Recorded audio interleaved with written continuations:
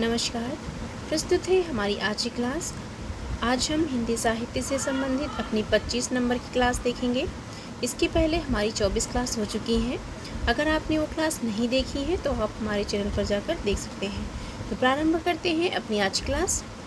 आज का हमारा पहला प्रश्न है,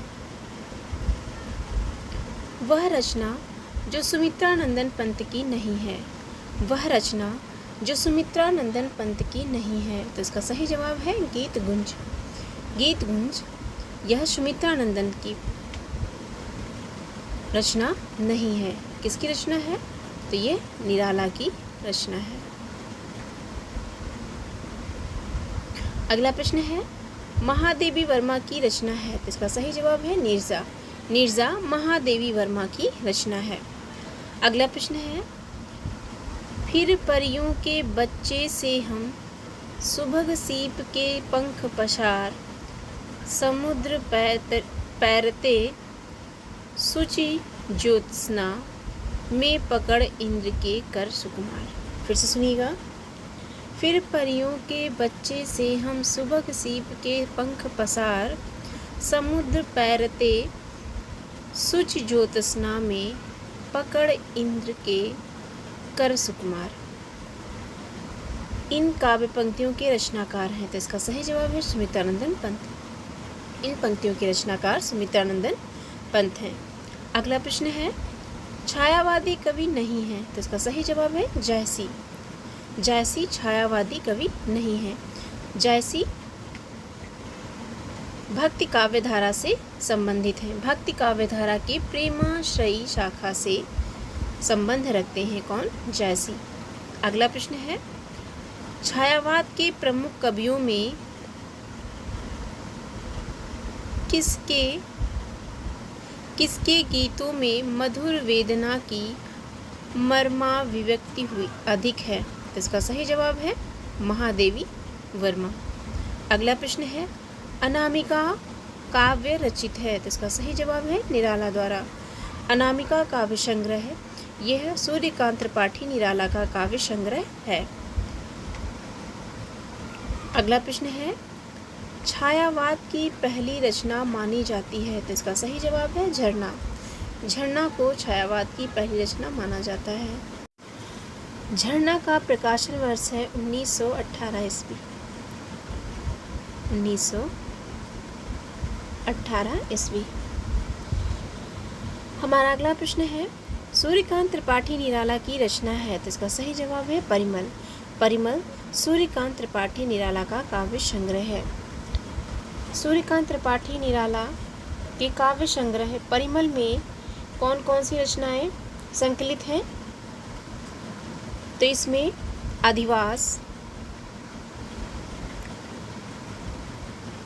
अधिवास, जूही की कली, जूही की कली, बादल राग, इसके अलावा भिक्षुक,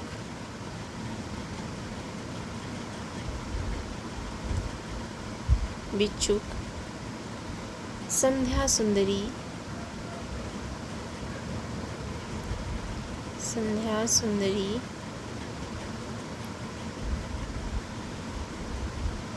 पंचवटी प्रसंग,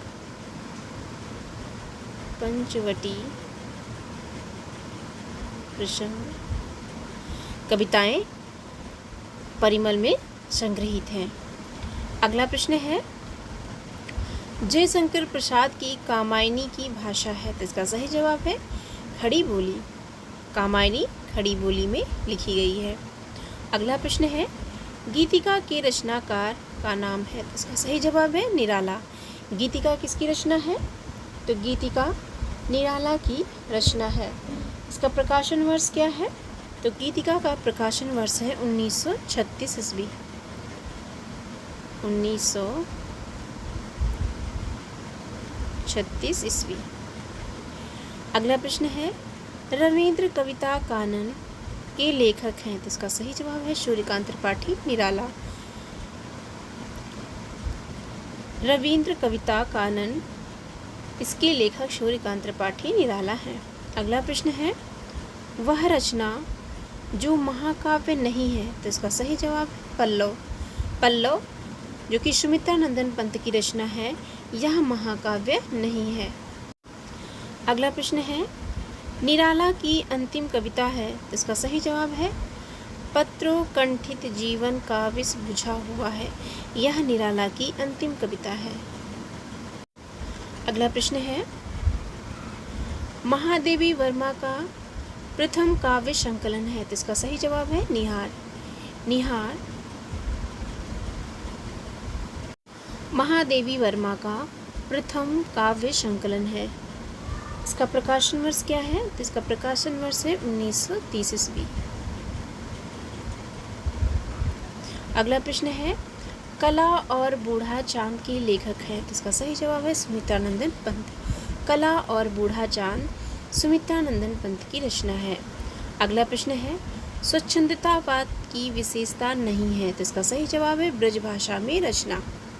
स्वच्छंदतावाद की विशेषता नहीं है, ब्रजभाषा में रचना। अगला प्रश्न है, लोकायतन के रचयिता हैं, तो इसका सही जवाब है सुमित्रा नंदन पंत। लोकायतन सुमित्रा नंदन पंत का महाकाव्य है। अगला प्रश्न है, मुक्तक काव्य संकलन है। मुक्तक काव्य संकलन है, तो इसका सही जवाब है आंसू। आंसू किसकी रचना है? यह जयशंकर प्रसाद की रचना है। अगला प्रश्न है, बालकृष्ण शर्मा नवीन का प्रबंध काव्य है, तो इसका सही जवाब है उर्मिला। अगला प्रश्न है, कविता में रहस्य दर्शन से परिपूर्ण अत्यंत भावुकता भरी रचनाएं करने वाला जो रचनाकार अपने रेखा चित्रों में अत्यंत स्पष्ट एवं यथार्थ चित्रणकर्ता के रूप में प्रकाशित हुआ, उसका नाम है। फिर से सुनिएगा, कविता में रहस्य दर्शन से परिपूर्ण अत्यंत भावुकता भरी रचनाएं करने वाला जो रचनाकार अपने रेखा चित्रों में अत्यंत स्पष्ट एवं यथार्थ चित्रणकर्ता के रूप में प्रकाशित हुआ, उसका नाम है महादेवी वर्मा। महादेवी वर्मा इसका सही आंसर है। अगला प्रश्न है, यदि श्रद्धा और मनु अर्थात मनन के संयोग से मानवता का विकास रूपक है, तो भी बड़ा भावमय और श्लाघ्य है, यह कथन है, तो इसका सही जवाब है जयशंकर प्रसाद का। यह कथन जयशंकर प्रसाद का है। अगला प्रश्न है, दुख की पिछली रजनी बीच विकसता सुख का नवल प्रभात। फिर से सुनिएगा, दुख की पिछली रजनी बीच विकसता सुख का नवल प्रकाश किस काव्यकृति का प्रबोध वाक्य है, तो इसका सही जवाब है कामायनी। यह पंक्ति कामायनी से ली गई है। अगला प्रश्न है, कितने हृदयों के मधुर मिलन क्रंदन करते बन विरह कोक। इस काव्य पंक्ति के रचयिता हैं, तो इसका सही जवाब है प्रसाद। जयशंकर प्रसाद की यह काव्य पंक्ति है। अगला प्रश्न है, हिंदी गद्य में जब प्रगतिशीलता से प्रेरित रचनाएं हो रही थीं, तब कविता में छायावाद अपने शिखर पर था। उस विशेष काल की एक उत्कृष्ट काव्यकृति थी। फिर से सुनिएगा, हिंदी गद्य में जब प्रगतिशीलता से प्रेरित रचनाएं हो रही थीं, तब कविता में छायावाद अपने शिखर पर था। उस विशेष काल की एक उत्कृष्ट काव्यकृति थी, तो इसका सही जवाब है पल्लव। अगला प्रश्न है, सुमित्रा नंदन पंत की वह रचना जिसको छायावाद का मैनिफेस्टो कहा जाता है, अर्थात छायावाद का घोषणा पत्र कहा जाता है, तो इसका सही जवाब है पल्लव। पल्लव सुमित्रा नंदन पंत की वह रचना है जिसको छायावाद का मैनिफेस्टो अर्थात घोषणा पत्र कहा जाता है। अगला प्रश्न है, काव्य विधा की रचना है, तो इसका सही जवाब है कला और बूढ़ा चांद। कला और बूढ़ा चांद की विधा काव्य है। अगला प्रश्न है, कर रही लीला में आनंद महाचित सजग हुई सी व्यक्त विश्व का उन्मीलन अभिराम, इसी में सब होते अनुरक्त। ये पंक्तियाँ कामायनी के किस सर्ग में हैं? तो इसका सही जवाब है श्रद्धा सर्ग। यह पंक्तियाँ कामायनी के श्रद्धा सर्ग से ली गई हैं। अगला प्रश्न है, लिखता अबाध गतिमुक्त छंद पर संपादक गढ़ निरानंद, वापस कर देते पढ़ सत्वर, दे एक पंक्ति दो में उत्तर। फिर से सुनिएगा, लिखता अबाध गतिमुक्त छंद पर संपादक गढ़ निरानंद, वापस कर देते पढ़ सत्वर, दे एक पंक्ति दो में उत्तर। इन पंक्तियों में निराला संपादकों द्वारा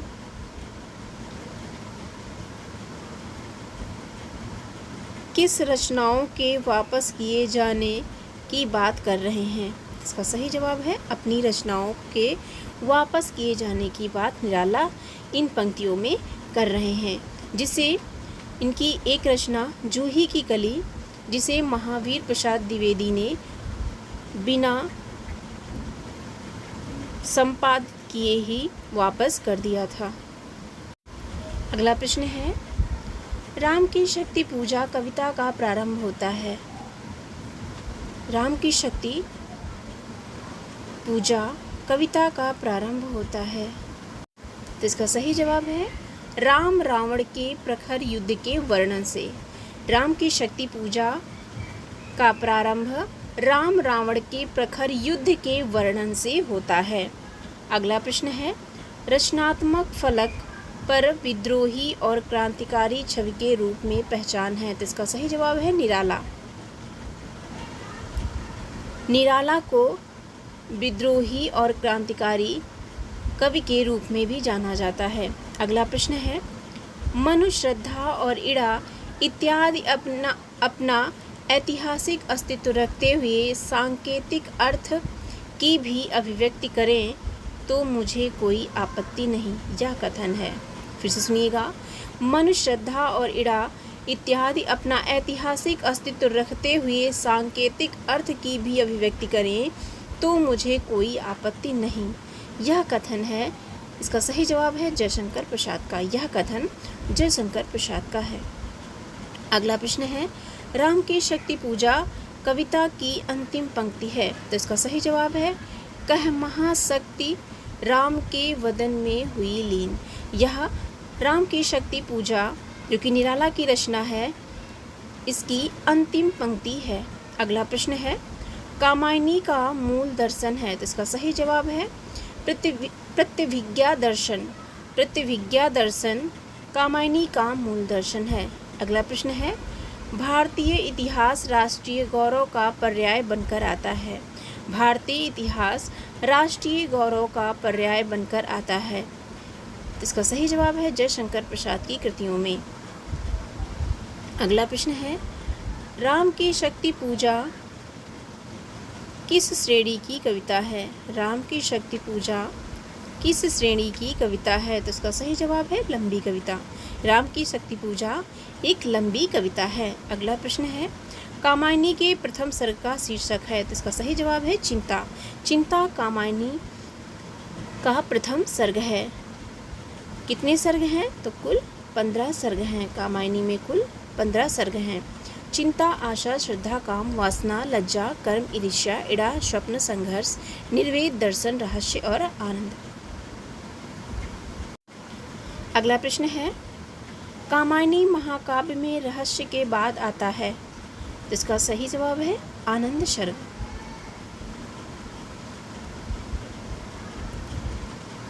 अगला प्रश्न है,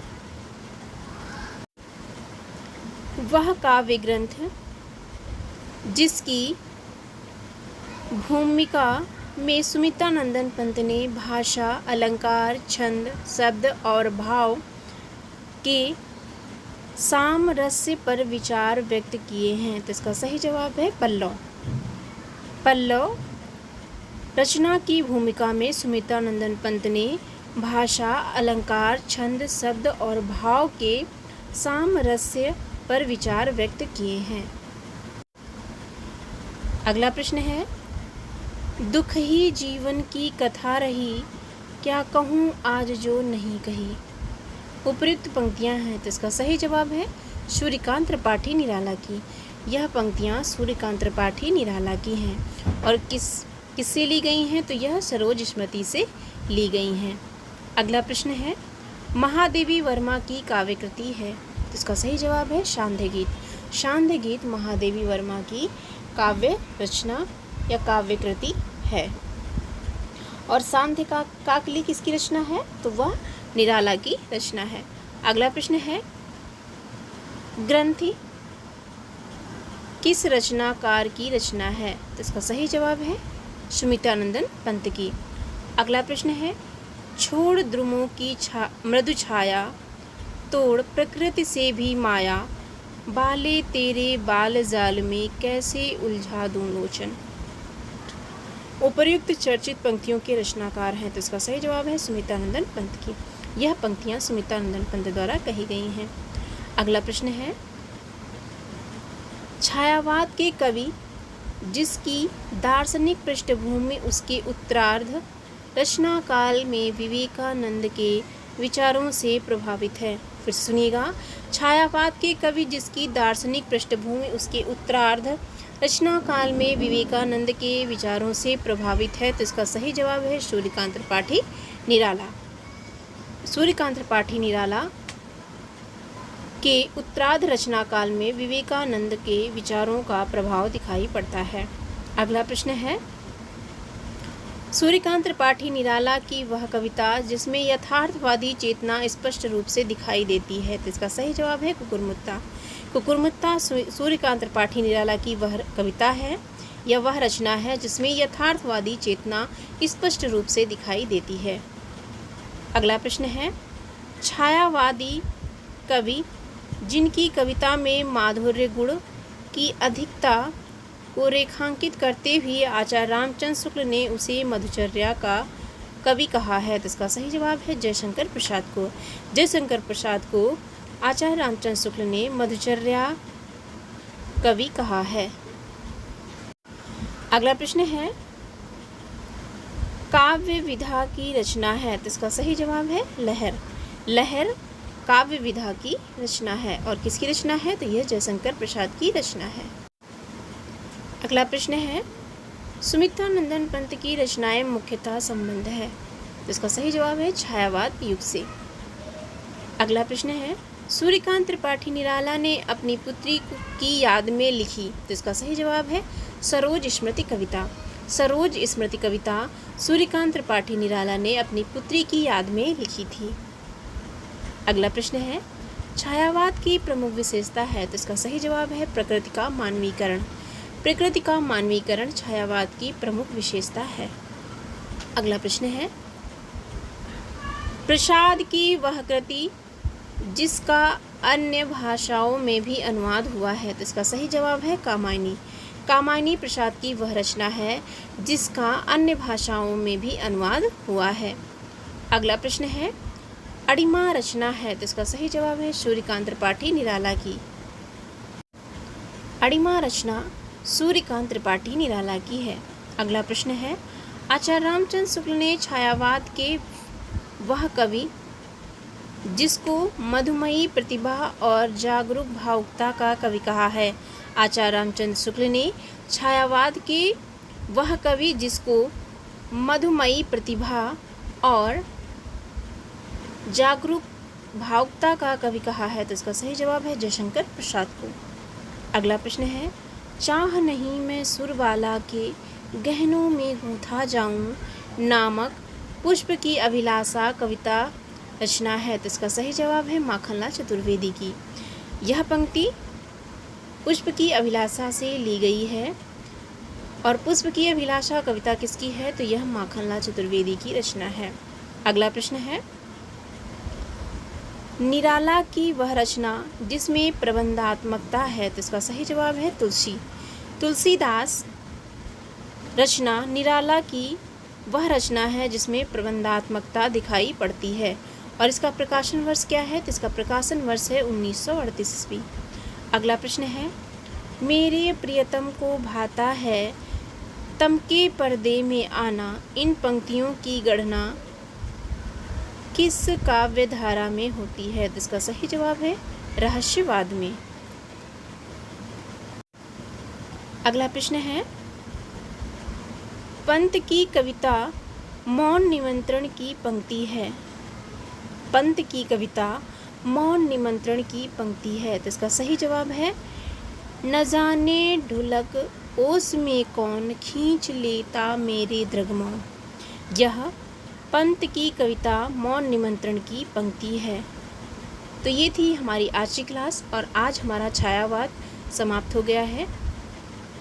कल से हम प्रगतिवाद पढ़ेंगे। तो कैसी लगी हमारी क्लास ज़रूर बताइएगा और अगर अच्छी लगी हो तो हमारे चैनल को लाइक एंड सब्सक्राइब कर हमारा सपोर्ट कीजिए। जय हिंद, धन्यवाद।